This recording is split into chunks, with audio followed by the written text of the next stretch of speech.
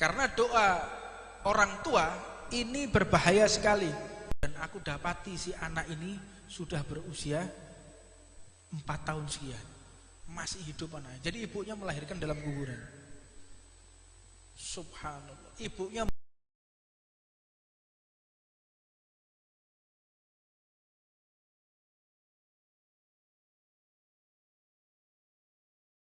wujud kidam baqa mukhalafatul lil hawadisi qiyamuhu binafsihi wahdaniyat kudrati amri wahlul 'uqdatam min lisani yafqahu qawli. Assalamualaikum warahmatullahi wabarakatuh.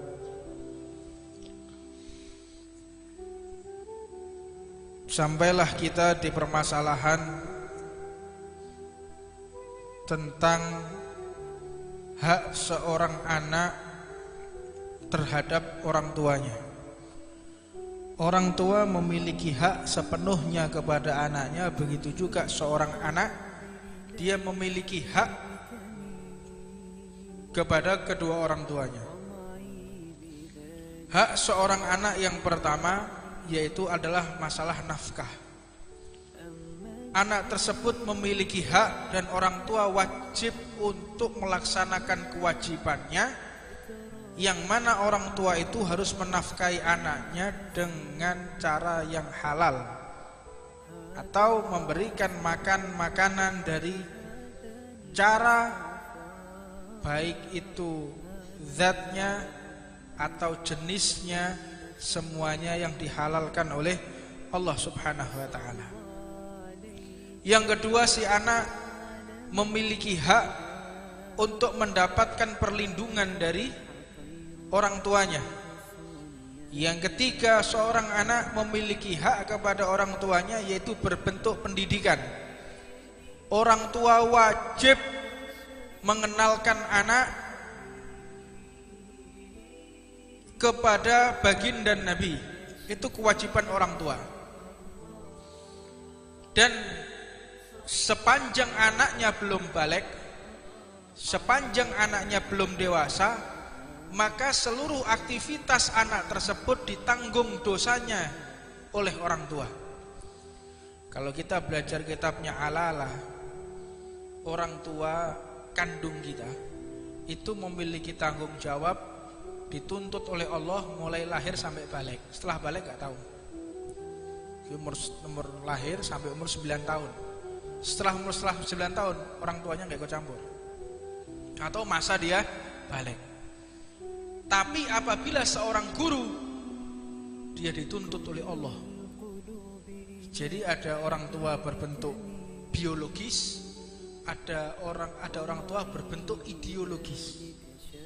Ada orang tua berbentuk biologi. Kita anaknya siapa, garis keturunan darah dagingnya siapa, itu orang tua berbentuk biologi. Ada orang tua berbentuk ideologi, akal, pengetahuan, thoriqah, manhaj, akhlak, marwah dan lain sebagainya.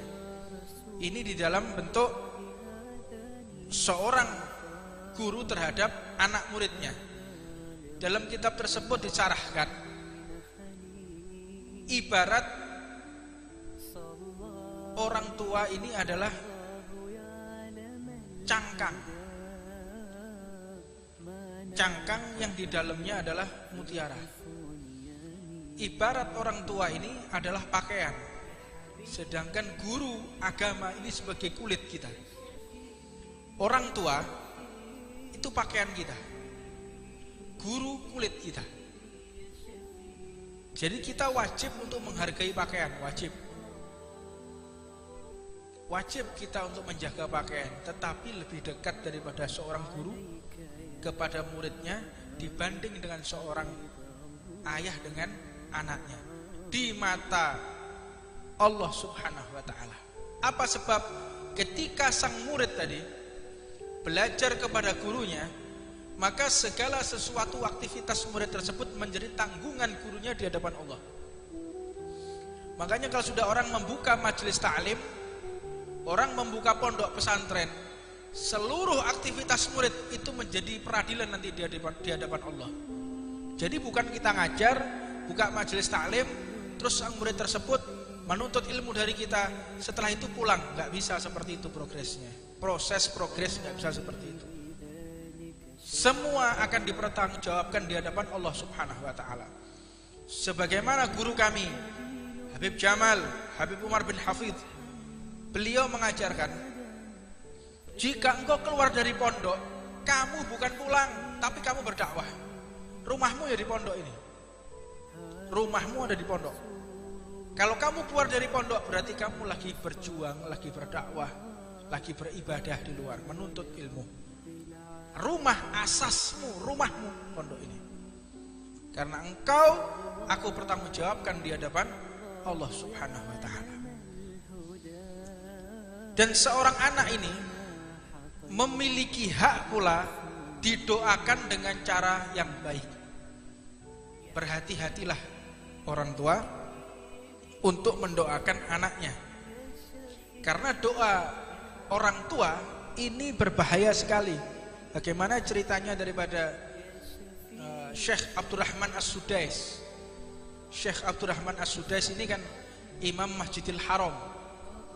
Ceritanya itu ketika beliau masa kecil pernah cerita. Ketika Syekh Abdurrahman As-Sudais ini masa kecil berusia 4 tahun atau 5 tahun, ayahnya lagi ngundang tamu dari luar kota. Ayahnya, ibunya nata makanan sebagaimana mewah, banyak mewah, luar biasa hidangan. Ketika dilihat makanan banyak sama Syekh Abdurrahman As-Sudais, ambil pasirnya Arab sana, ditaruh, dipegang gini, ditaruh di makanan, digebyurno di makanannya. Ibunya marah dan mengatakan, wes sana keluar dari rumah, jangan masuk rumah lagi, sana jadi imam Masjidil Haram aja. Ini Syekh Abdurrahman As-Sudais ini nggak jelas, padahal pada masa itu beliau menceritakan kayak begitu, nggak jelas. Tapi karena orang tuanya berdoa sampai masuk ke relung hatinya, dikabulkan oleh Allah Subhanahu wa Ta'ala. Jadi doa itu berbahaya sekali. Makanya orang tua saat ini tuh harus banyak-banyak memberikan maaf kepada anaknya. Karena doa orang tua ini menjadi malapetaka bagi si anak apabila tidak tepat. Bahkan diceritakan ketika masa Khalifah Sayyidina Umar bin Khattab radhiyallahu ta'ala anhu, ketika Sayyidina Umar didatangi oleh salah satu tamunya, ada seorang ayah bawa anak. Ditanya, siapa anakmu ini? Siapa ini anakmu ini? Nomor berapa? Ini anak saya satu-satunya. Wajahnya persis 100% sama bapaknya. Biasanya anak itu ada enggak serupa. Mungkin giginya, mungkin telinganya, hidungnya. Ini 100% mirip sama ayahnya. Sampai saya nomor lihat itu takjub, keheranan. Persis kok sampai enggak seperti pinang dibelah dua, persis. Tanya Sayyidina Umar, siapa anakmu? Ini anak saya satu-satunya. Ada historisnya anak saya ini, ada ceritanya. Gimana ceritanya? Ketika aku bekerja, aku mencarikan nafkah untuk anak dan istriku ini. Aku keluar setiap bekerja itu biasanya setahun sampai 2 tahun. Tapi ini aku sampai 5 tahun. Sampai 5 tahun. Saya nggak pulang 5 tahun. Ketika aku berpamitan dengan istriku, wahai istriku, aku harus mencari nafkah. Mungkin dengan waktu yang sangat panjang. Pada masa itu istriku dalam keadaan hamil. Maka istriku pun mengeluh, kata si pemuda tadi. Apa yang dia keluhkan? Wahai suamiku, kalau engkau pergi, terus bagaimana nasib anakmu ini yang dalam kandunganku ini? Dijawab, maka aku jawab, aku titipkan anakku ini kepada Allah. Kau titipkan anakmu kepada Allah. Ya, aku titipkan anakku ini kepada Allah. Aku mencari rezeki dari tempat yang halal. Aku titipkan anakku ini. Aku berdoa, ya Allah, aku titipkan ya Allah anakku ini kepadamu. Pergi 5 tahun. Begitu 5 tahun pulang, disambut sama masyarakat, dipegang dia. Ada apa? Selama 5 tahun aku tunggu engkau baru pulang. Apa yang terjadi? Setiap malam Jumat aku lihat ada api yang berwarna biru yang masuk ke dalam liang lahat istrimu. Jadi ada api yang berputar-putar masuk ke dalam, api berwarna biru masuk ke dalam liang lahat istrimu. Akhirnya aku melihat dan aku saksikan, aku tunggu sampai malam Jumat hal itu terjadi. Maka aku putuskan untuk menggali kuburan istriku. Aku gali kuburan istriku dan aku dapati si anak ini sudah berusia 4 tahun sekian, masih hidup anaknya. Jadi ibunya melahirkan dalam kuburan. Subhanallah, ibunya melahirkan dalam kuburan. Ini gara-gara doa. Kalau seandainya saya berdoa, ya Allah, aku titipkan engkau, istriku dan anakku kepada Allah, maka selamat dua-duanya. Tapi karena doanya salah tadi, doanya seorang bapak salah kepada anaknya, aku titipkan anakku, nggak nyebut ibunya, istrinya, maka yang diselamatkan oleh Allah hanyalah anaknya.